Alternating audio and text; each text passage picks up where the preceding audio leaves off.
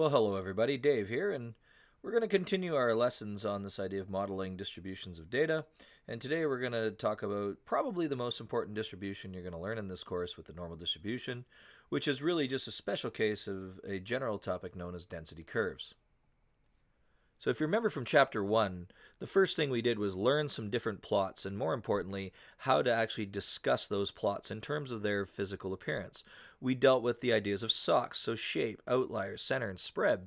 And that shape, you may recall, we were actually taking smooth curves and drawing them over top to get the general impression of what the pattern was and trying to understand based on that what kind of symmetry do we have and what kind of numerical summaries do we have for that distribution as a result. And so we learned things like the 5-number summary and calculating the mean and standard deviation. Well, these curves that you were drawing over the distributions were your first stab at this new idea that we're going to talk about here called a density curve. And so a density curve, by definition, is really just trying to take a distribution from something like a histogram and try and represent it by a nice smooth curve that's well defined and it allows us to make some pretty simple calculations quickly, which can lead to some statistical inferences being made. And so you can see in the bottom right corner there's a histogram with a nice smooth red curve over top, and this is obviously a symmetric looking distribution. And you can tell with the histogram that there are some of the bars that are above and below the curve, but if you took all of those pieces above and kind of tried to shove them in below, you generally have a nice representation of this entire distribution. So a density curve is going to be representative of this distribution, and it must have two properties always. The first one is that it is always on or above the horizontal axis. You will never see a density curve below or shifted below the horizontal axis. It's always going to look generally something like this. The second property is that the area underneath this curve has to be exactly 1 because it's representing all of the proportions of this given data set. So if it was larger than 1, then there would be some probability over 100% of something occurring, which doesn't make sense. So all the possible outcomes of your particular data set are occurring underneath this curve, and therefore the area underneath it has to be 1. Watch out for multiple choice questions and written response questions that get you to verify that a density curve is a valid density curve because these two properties always have to be present. So it seems now that we're going to start to define our distributions in terms of these density curves, which means we can take another look at means and medians as a means for determining things like shape and where there's a skew present or not. And so if we talk about density curves in terms of area, then the median by definition is the middle point where there's a 50% of the area on the left and a 50% of the area on the right. Well, this is the definition of a median. But if you consider it to be some sort of tangible matter, actual solid material that you're creating the distribution from, then we can also define the mean as the balance point of that particular object. Now that seems a little confusing because a median was talking about it being in the middle and the mean is talking about being a balance point. But remember, the difference maker here is we don't necessarily care about the overall mass of the distribution when it comes to the median because we're simply finding the middle point where there's half area on one side, half on the other.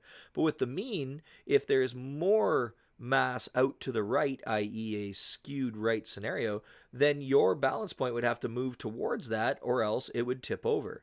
And so this is a very nice way to recognize the fact that the mean is going to travel with a skew, and that means that based upon the difference between the mean and the median, we can get a numerical representation and a piece of evidence to suggest that something is either symmetric or skewed one way or another. And here's a picture that shows exactly that. We have a symmetric data set that by definition will have the mean and the median right smack dab in the middle because it wouldn't matter if this was made of matter or dealing with area alone. Our balance points would be right on top of each other. But if now we have something that's skewed to the right, you notice that that mean is being pulled towards it. We talked about this in chapter 1, but now this becomes exceptionally important with our density curves because we're going to help our argument about something being symmetric or not by this difference. Now, it's important to recognize the following in statistics. When we're talking about difference, it would be a significant difference. We're not simply talking about a difference of 0.1 or 0.2.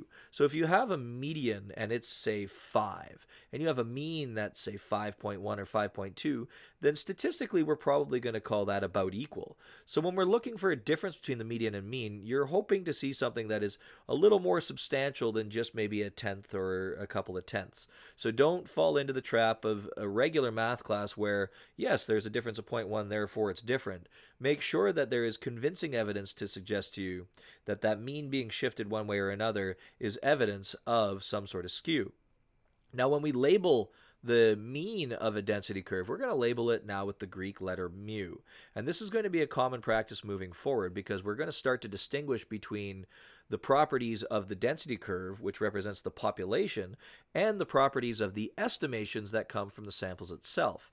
In Chapter 1, we talked about that in terms of using English letters as decorations. So x bar represents the mean of a sample, whereas mu represents the mean of this density curve, which is going to be representative of the population. The same thing holds true with standard deviation. In Chapter 1, we talked about standard deviation of the sample as being the capital letter S with a subscript x. But in the case of a standard deviation of a density curve, we're going to represent that by the Greek letter sigma, as you see right here. Now, one of the most important density curves that you're going to learn is this idea of the normal curve or the normal distribution. And this is a distribution that's going to represent chance outcomes happening. And what we're going to do within our statistical studies is anytime we do a sampling, we're going to do so by a random selection. Well, that randomness is what allows us to associate the normal distribution with a lot of our studies because these curves are actually formed in nature based upon chance outcomes themselves. And in Chapter 5, we're going to get in a lot more into this idea of the randomness and the possible outcomes that lead to this particular curve. But you can see here that we have a very nice symmetric curve that has a center at mu and a standard deviation of sigma. You've probably heard this called the bell curve before, and it's absolutely a common name for it. But for the sake of this course, we're going to call it the normal distribution. Now you'll notice here that we have two normal distributions, and one of them has a larger standard deviation than the other.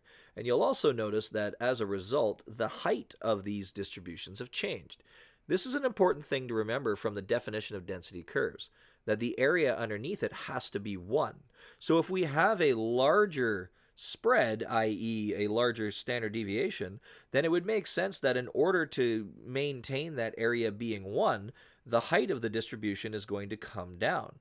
Whereas the distribution on the right you can see is a much taller distribution, but it also has a much smaller standard deviation, i.e. less variability. And this here will be the visual cue that you're going to use to determine whether a particular normal distribution is more or less varied than the other. You look for whether it's tall and skinny or a little more stretched out and flat. So due to the symmetric nature of the normal distribution, what we will do is we'll actually define it according to two quantities. And that will be the center, mu, and the spread, in this case, measured by the standard deviation. And so when you actually see notation for a normal distribution, don't be surprised if you see something that looks like function notation with a capital N and then in brackets mu comma sigma. So if we had something like n in brackets 2 comma 1, that would represent a mean of 2 and a standard deviation of 1. Definitely understand this notation because as we move through the course, you're going to find situations where they tell you that it's normally distributed with a mean of something and a standard deviation of something else. But in other cases, they might just give you this notation and expect you to understand what that represents. It's important, though, that we understand the normal distribution and its properties because, as I've told you previously, this is certainly going to be one of the most useful distributions moving forward in statistics, and you're going to want to understand beyond just the ability to calculate with it what it represents. Due to the symmetric nature of the normal distribution and the fact that it is a nice continuous curve defined by a center and a standard deviation, we can begin to estimate the area underneath the curve using these properties. And so for this, we come to the 68, 95, 99.7 rule, or also known as the empirical rule. And the basic idea is this. We can estimate the area under the curve given the number of standard deviations away from the center that we're talking about.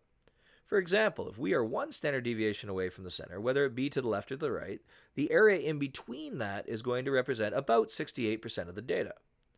If we're 2 standard deviations away on either side, that data is going to be about 95% of the data. And then if we're 3 standard deviations away, that's going to represent about 99.7% of the data. Again, this is an estimation of the area. There's going to be concrete ways to calculate this down the road, but this empirical rule is one that you're going to use a lot, and it's a great estimation overall because this is a well-defined curve. So together, we could actually start to calculate the proportion of data between certain values given this property. Now, if you want to define something like the area between 1 standard deviation and 2 standard deviations away, that's a fairly straightforward geometry question. You simply take 95% of the data, which is 2 standard deviations away, subtract the 68% of the data, which is 1 standard deviation away, and that's going to give you a value of 27%. But that 27% represents the area between 1 and 2 standard deviations, as well as -1 and -2 standard deviations. So if you divide that value by 2, then you now know that between 1 standard deviation and 2 standard deviations away, that is represented by 13.5% of the overall data. So you could do a similar approach to find out the area between 2 and 3 standard deviations and outside of 3 standard deviations. So exploit this and use this as much as you can because it is a quick method by which you can find proportions of the data represented by a given score. So let's go ahead and do an example just to show this in action. The first thing you would want to do for a question like this is recognize the fact that it says that it's normally distributed with a mean of 100 and a standard deviation of 15. You would then want to draw a normal distribution, just like we had on the previous slide, and label the center as 100, and then start to fill in the numbers that are 1 standard deviation away, 2 standard deviations away, and 3 standard deviations away. So for this question, 1 standard deviation to the right would be 100 plus 15, which is 115, which means 2 standard deviations away would be 130, and 3 would be 145. Conversely, if we count backwards to the left, then 1 standard deviation to the left would be 100 minus 15, which would be 85, and you would continue to the left in the exact same way. So a demonstration of understanding that you're going to want to do on any question like this, where we're exploiting the empirical rule, is draw your normal distribution and label it with the appropriate values on the horizontal axis. But from that, these questions would be easily solved. What percent of people in this age group have a score above 100? Well, we know 100 is right smack dab in the middle of a normal distribution, which means that 50% of the people in this age group have scores above it, because 50% would also have scores below it. If we want to find the percentage that have scores above 145, well, 145 is 3 standard deviations away. And so using the similar argument that we made to find the area between 1 and 2 standard deviations, you could do the exact same kind of geometric sort of calculation to find out that it's 0.15% above 145. For C now, we're going the opposite way, and we're actually recognizing the fact that the middle 95% is represented by 2 standard deviations away from the center. And so if our center is at 100, 2 standard deviations to the left would be 70, and 2 standard deviations to the right would be 130. And so you can see the power behind the empirical rule, because now you can very quickly extract information that allows us to make basic calculations and basic statements about the distribution and where scores lie within that distribution. One of the most important elements of statistics, as we've said repeatedly, is the ability to compare. And to compare, the first thing we learned is that a z-score is a really nice way to do so, because it's taking all of our different observations from different populations or different samplings, and it's creating a new score that allows us to put them all on the same distribution so that we can compare directly.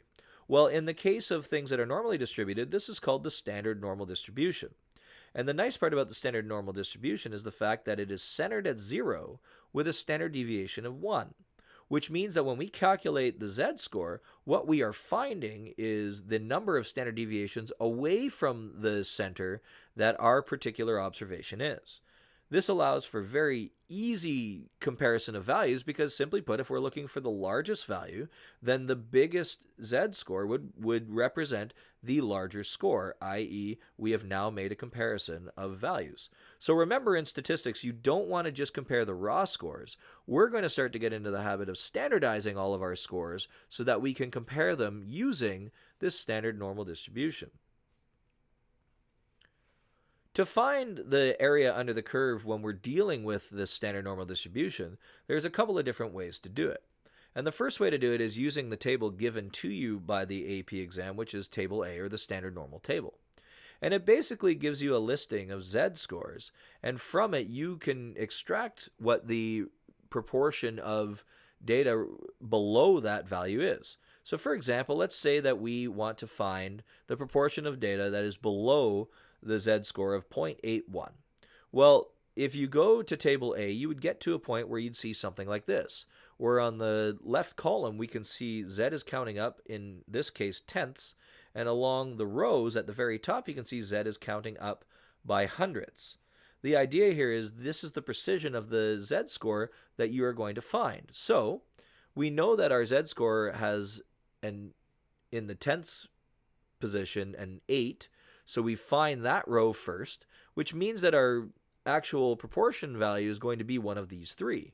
Well, we also know that we have a 1 in the hundredths, and so if we look down the column which has this 1, we can see that the intersection of the two colors is at 0.7910, which means the proportion of data that is less than 0.81 in this case is going to be 0.7910. This diagram in the bottom right now shows you the area that you found. We know that z-score represents number of standard deviations above or below the center of 0, and so 0.81 is a positive value, which means we were above the center, and the area that we found is everything behind it. Table A only gives you these proportion values for the area from your score and below. So if you want to find the area above, you either need to know a little bit about probability math, which tells us to find the complement, because if the area under the curve is 1 and we have the area below the score is 0.7910, then to find the area above that score is simply 1 minus this value. But we also have another tool that we can use, and we're going to learn about that right now. So although Table A is nice and it will always be there, we also have graphing calculators which allow us to make these calculations quickly. On the TI calculator, we can find the proportion of data underneath a given z-score, or any score for that matter, using the normal CDF command. And that's going to be exceptionally helpful to you because it's going to save time on the trying to search on a table for it. And once you get used to standardizing your scores, normal CDF can actually allow you to find these proportion values without standardizing at all.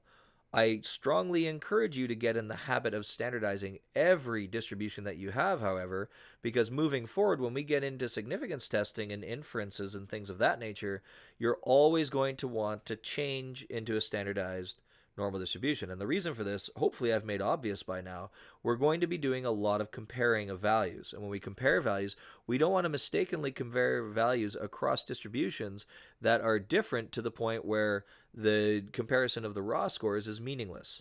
So I would encourage you strongly, for every type of statistical calculation you do with a normal distribution, if it is necessary to do so, calculate the z-score and perform the calculation of the proportions using normal CDF and this idea of the standard normal distribution.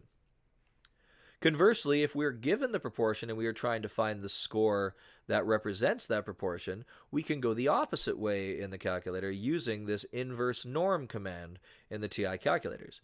And the basic idea is, again, given the area below a score or even above the score, we can use inverse norm to determine what z-score or what raw score is representative of that area.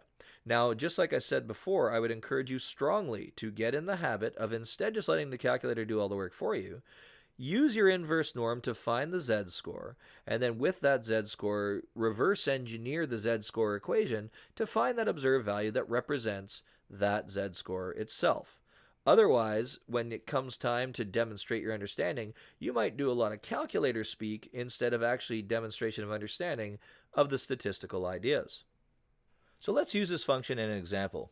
Let's say we have the distribution of the 2016 SAT scores, and we're given that it is a normally distributed distribution with a mean of 993 and a standard deviation of 196.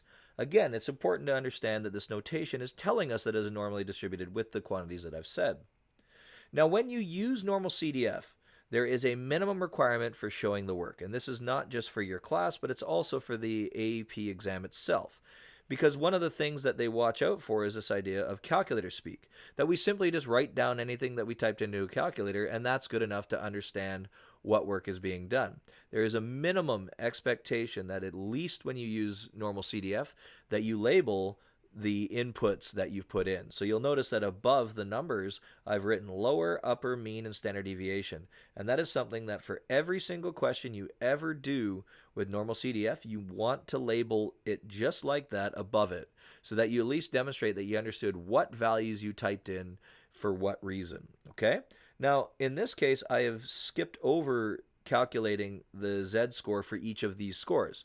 So notice that the first question is the proportion of SAT scores below 750. For the interest of I don't have space on this slide, I've simply taken 750, subtracted 993, and then divided that value by 196 to get the z-score of negative 1.24. When you are doing this work, you absolutely want to show this calculation every single time. And the reason for this, again, is that this is a demonstration of understanding. And you're representing the fact that you understand to take the original observation and then standardize the score, and then find the proportion of values less than that score using, in this case, normal CDF, to get 0.1075. The question that I'm always asked when it comes to questions like this are how many decimal places are appropriate to represent the proportion by? And the answer is 4. And the reason for this is because in a lot of cases we're going to be dealing with many different values, and not making rounding errors is going to be pretty essential, even though it's a statistics course. And so 4 decimal places is a nice number to have when it comes to the proportion values. You'll notice with the z-scores, I've rounded it to 2 decimal places. This is fairly conventional, so doing 2 decimal places is usually the way to go. If you put 3, you're fine. If you put 4, you're probably showing off a bit. So I would just stick to 2, 3 maximum. You can see for B now, I've taken normal CDF and I've defined my lower and upper bound according to the scores of 800 and 1200 standardized into their z-scores. This is the power of normal CDF. If you didn't have this and you were using table A, you would have to find the area that's represented by the score of 1200, and you'd have to subtract from it the area that is represented by the score 800, so that you get the area in between 800 and 1200. In this case, normal CDF does that for you, but again, I have already pre-standardized those scores into their z-scores, and I have labeled the inputs of lower, upper, mean, and standard deviation at the top. Make sure you do this every single time. For C, it's asking for the proportion of test scores above 1300.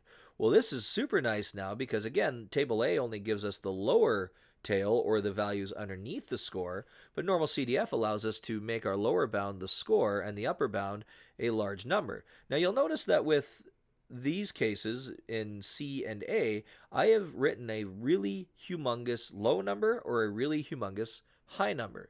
And the reason for this is the nature of a normal distribution as it comes along the horizontal axis. We want to make sure that we get all of the area as far as we can go. And so what we do is we pick a really large number. Now I'm a little over the top, so I pick this number 1 times 10 to the 99, but you could easily pick something like 1,000, and that would be sufficient enough to get enough of the accuracy of the calculation of area to justify the fact that when we get our answer from normal CDF, we've included all of the area in the upper tail. So for the question in A, when I said negative 1 times 10 to the 99, you could easily put in negative 1,000 and achieve the same thing. Just make sure you pick a lower bound or an upper bound that is substantially higher than a score so that we know that all the area is represented. So we can see here for C, we got an answer of 0.0586.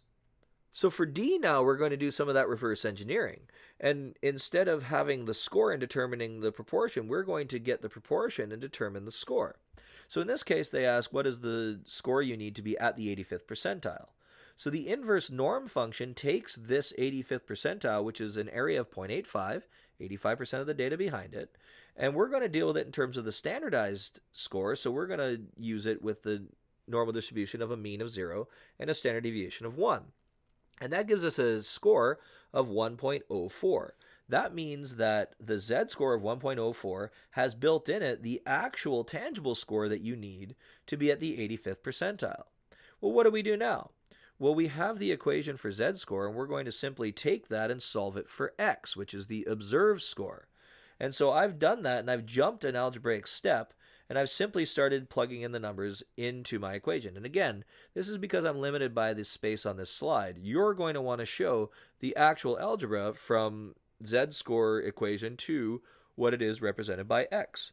But what we get is that the z-score is multiplied by the standard deviation, and then we add the mean to that. And we get an answer of 1,196.14. Now, if we take this score and we put it into normal CDF and we try to calculate what the area is, we would get exactly 0.85. But we know that SAT scores don't come in decimal form. So now the question becomes, do I round up or do I round down?